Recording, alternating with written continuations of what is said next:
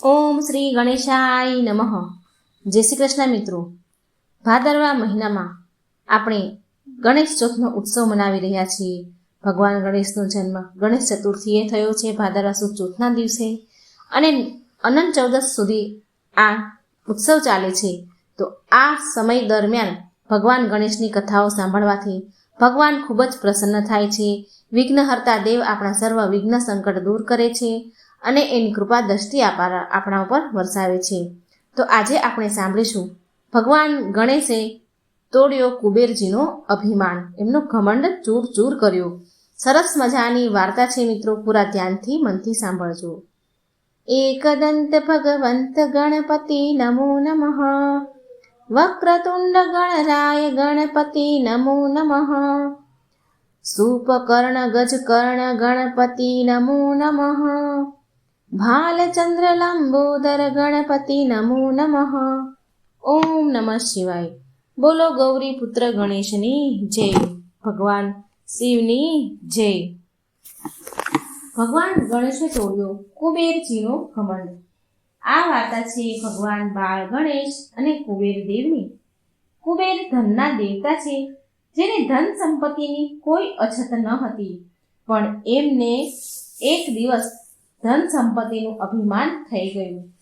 આ ધન સંપત્તિનો પરિચય આપવા માટે કૈલાસ પર આવ્યા અને કુબેરજી ભગવાન બોલ્યા, હે ભોળાનાથ, હું તમારી પાસે એક વિનંતી લઈને આવ્યો છું. કૃપા કરી તમે મારા આલીશાન મહેલમાં પધારો અને ભોજન ગ્રહણ કરો. હું તમને ભોજનનું આમંત્રણ આપવા આવ્યો છું. મહાદેવ, હે મા પાર્વતી, પ્રભુ તમે અને માતા પાર્વતી બંને મારા મહેલમાં પધારો અને ભોજન ગ્રહણ કરો. આવી મારી ઈચ્છા છે. આટલી મારી ઈચ્છા પૂરી કરી દો ભગવાન. પ્રભુ શંકર ભગવાન કુબેરના મનની વાત જાણી ગયા. ભગવાન ભોળાનાથ જાણે છે કે કુબેર જમવાનું આમંત્રણ આપીને પોતાની ધન સંપત્તિનો પરિચય આપવા માંગે છે. માટે શંકર ભગવાન કુબેરજીને કહે છે, કુબેરજી, અમે તમારા આમંત્રણનો સ્વીકાર કરીએ છીએ, પરંતુ આ બધા જ ભક્તગણો, આખી ધરતી જેના પર હું કૈલાસ પરથી ધ્યાન રાખું છું, તે બધા સજીવો, આ આખી સૃષ્ટિ મારી છે અને હું આ કૈલાસ પર્વત છોડીને નથી જઈ શકતો. હું તમારા નિમંત્રણનો સ્વીકાર કરું છું, પરંતુ હું કૈલાસ પર્વત છોડીને નહીં આવી શકું. કુબેરજી બોલ્યા, મા પાર્વતી, તમે તો આવી શકો છો ને? કૃપા કરી માતા, મારા ભોજનના આમંત્રણનો સ્વીકાર કરો. પાર્વતીજી બોલ્યા, અમે તમારું અને તમારા આમંત્રણનો આદર કરીએ છીએ કુબેરજી, પરંતુ જ્યાં ભગવાન શિવ ન હોય, મારા સ્વામી ના જાય, ત્યાં હું પણ ન જઈ શકું. જે એમનું કાર્ય છે એ જ કાર્ય મારું પણ છે, માટે અમે કૈલાસ છોડીને ક્યાંય નથી જઈ શકતા. તો કુબેર ભગવાન બોલ્યા, તો શું આ સમસ્યાનું કોઈ સમાધાન નથી? હું તમને ભોજનનું આમંત્રણ આપવા આવ્યો છું. પ્રભુ, મારી આ જ ઈચ્છા છે કે તમે મારા મહેલમાં આવીને ભોજન સ્વીકાર કરો. કાંઈક તો કરો પ્રભુ. થોડી વાર વિચાર્યા બાદ શિવજી કહે છે, કુબેરજી, તમે આટલા દૂરથી આમંત્રણ આપવા મને આવ્યા છો, તો અમે તમને નિરાશ તો નહીં કરીએ. અમે તમારું આમંત્રણ સ્વીકાર કરીએ છીએ. પાર્વતી અને હું તો નહીં આવી શકીએ, પણ તમે મારા પુત્ર બાળ ગણેશને અને વૃષભરાજને સાથે લઈને જાઓ. ગણેશ તમારા ઘરે ભોજન કરશે. કુબેરજી બોલ્યા, ખૂબ ખૂબ આભાર પ્રભુ. તમે મારા મહેલમાં આવવા માટે બાળ ગણેશને મોકલી રહ્યા છો. તમે મારું આમંત્રણ સ્વીકારીને કૃપા કરી છે પ્રભુ. હું તમારો આભારી રહીશ. શિવજીએ તથાસ્તુ કહ્યું. કુબેરજી તેમના રથમાં ગણેશજી અને વૃષભરાજને બેસાડે છે અને પોતાના મહેલમાં લઈ જાય છે. અને મહેલમાં પહોંચતા જ મૂષકરાજ કહે છે કે, હે ગણેશજી, આ મહેલ તો કેટલો બધો મોટો છે અને કેટલો સુંદર છે. જુઓ, અહીં તો સોનાની ઈંટો પણ લાગેલી છે. કુબેરજી બહુ મોટા માણસ છે, ધનવાન છે, ધનના દેવતા જો છે. ગણેશજી કહે છે, હે મૂષકરાજ, મને આ બધી વસ્તુ ઉપર જરા પણ મોહ નથી, આકર્ષણ નથી. આપણે તો અહીં પેટ ભરીને ખાવા માટે આવ્યા છીએ. કુબેરજીએ આપણને આમંત્રણ આપ્યું છે, ચાલો આપણે ખાવા માટે જઈએ. કુબેરજી બોલ્યા, ગણેશજી, તમે અહીં નહીં બેસો. મેં તો તમારા માટે બેસવા માટે સોનાનું સિંહાસન બનાવ્યું છે. આ સોનાના સિંહાસન પર બેસીને તમે ખાવાનું ખાઓ. ગણેશજી બોલ્યા, અરે વાહ કુબેરજી, વાહ કુબેર મહારાજ, આ તો બહુ સારી વાત છે. જેવી તમારી ઈચ્છા, મને તો બસ ખાવાનું જોઈએ છે. થોડી વારમાં કુબેરજીના સેવકો બહુ બધું ખાવાનું લઈને આવ્યા. કુબેરજી બોલ્યા, લો લો ગણેશજી, આ સ્વાદિષ્ટ લાડુ ખાઓ. મને ખબર છે કે તમને લાડુ ખૂબ જ ભાવે છે. ગણેશજીએ એક જ સાથે એક ઝટકામાં બધા જ લાડુ પૂરા કરી દીધા. બધા જ લાડુ ખાઈ ગયા. આવી જ રીતે દાળ ભાત, બધા શાક, પૂરી જે પણ બનાવ્યું હતું એ બધું જ ખાઈ ગયા. પણ છતાંય ગણેશજીની ભૂખ મળતી નથી. કુબેરજી હસીને બોલ્યા કે હજી તમારે શું જોઈએ છે બાળ ગણેશ? બોલો, શું ખાવા માંગો છો? અમારે ત્યાં ખાવાની જરાય અછત નથી. કુબેર જ્યારે આમ બોલે છે ત્યારે બાળ ગણેશ તેના મનની વાત જાણી જાય છે અને એ મનોમન કહે છે કે અચ્છા, તો આમ વાત છે. આટલું અભિમાન પોતાની સંપત્તિ પર! હવે તો કુબેરજીને પાઠ ભણાવવો જ પડશે. મનમાં ને મનમાં શ્રી ગણેશ આવું બોલી રહ્યા છે અને ગણેશ બોલ્યા, કુબેરજી, હજી સુધી મારું પેટ બિલકુલ નથી ભરાયું. મને તો હજી પણ ભૂખ લાગી છે. બીજું કંઈ ખાવાનું લાવો. કુબેર બોલ્યા, હા હા, કેમ નહીં, તમારા માટે હજુ ખાવાનું મંગાવું છું. તમે કુબેરના મહેલમાં છો. કુબેરના મહેલમાં અહીં કોઈ વસ્તુની જરાય અછત નથી. સેવકો, ગણેશજી માટે હજુ ભોજનની વ્યવસ્થા કરો. આમ મહેલનો આખોય ભંડાર ખાલી થઈ જાય છે. બધું જ અનાજ ખાલી થઈ જાય છે. બધા સાથીઓ, રસોઈયાઓ, સેવકો પરસેવેથી રેબઝેબ થઈ જાય છે. જમવાનું બનાવીને કંટાળી જાય છે. છેવટે રસોઈયા આવીને કુબેરજીને કહે છે કે મહારાજ કુબેર, અનાજનો ભંડાર ખાલી થઈ ગયો છે. હવે શું કરીશું? કુબેરજી બોલ્યા, જાઓ, ગામમાંથી બધું જ અનાજ ઉપાડીને લાવો. સાક્ષાત ગણેશજી આપણા ઘેર ભોજન કરવા આવ્યા છે. કોઈ પણ વસ્તુઓની અછત ન પડવી જોઈએ, ઓછી ન પડવી જોઈએ. મારા રાજ્યમાં ઘણું બધું ધન છે, બહુ બધું અનાજ છે. જાઓ જલ્દી લઈને આવો અને ગણેશજીને માટે હજી ભોજન તૈયાર કરો. કુબેર જેટલું પણ લાવે, ગણેશજી ભોજન પતાવી દે, બધું જ ખાલી કરી દે. છતાંય ગણેશજીની ભૂખ શાંત ન થઈ. ગણેશજી બોલે, કુબેર મહારાજ, જલ્દી ખાવાનું લાવો. મને બહુ જોરમાં ભૂખ લાગી છે. નહીં તો હું અહીંયાની બધી જ વસ્તુઓ ખાઈ જઈશ.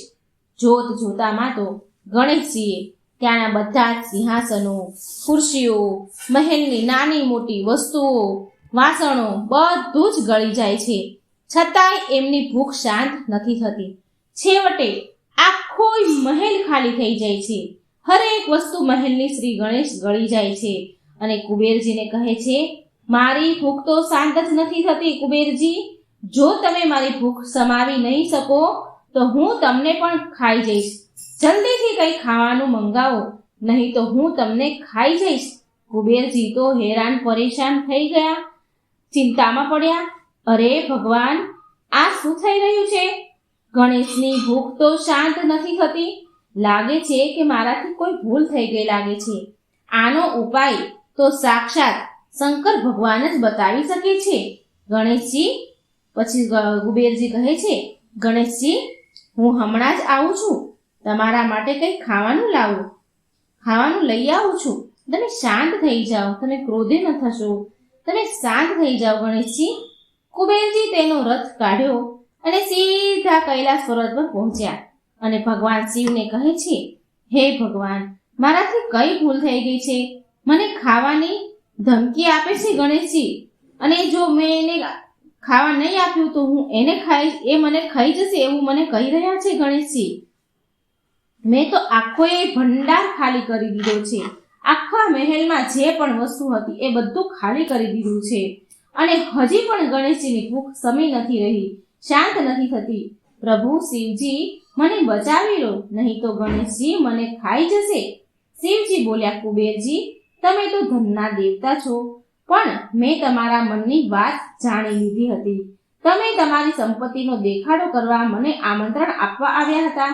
અમે બાળ ગણેશને મોકલી આપ્યા અને એનો જ દંડ અત્યારે તમને મળી રહ્યો છે.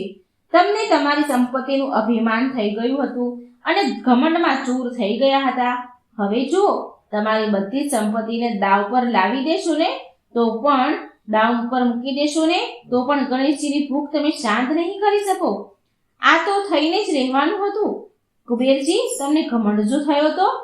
કુબેરજી બોલ્યા, હે માં પાર્વતી, તમે તો કંઈક કરો, કંઈક ઉપાય બતાવો. માં, મારાથી બહુ મોટી ભૂલ થઈ ગઈ છે.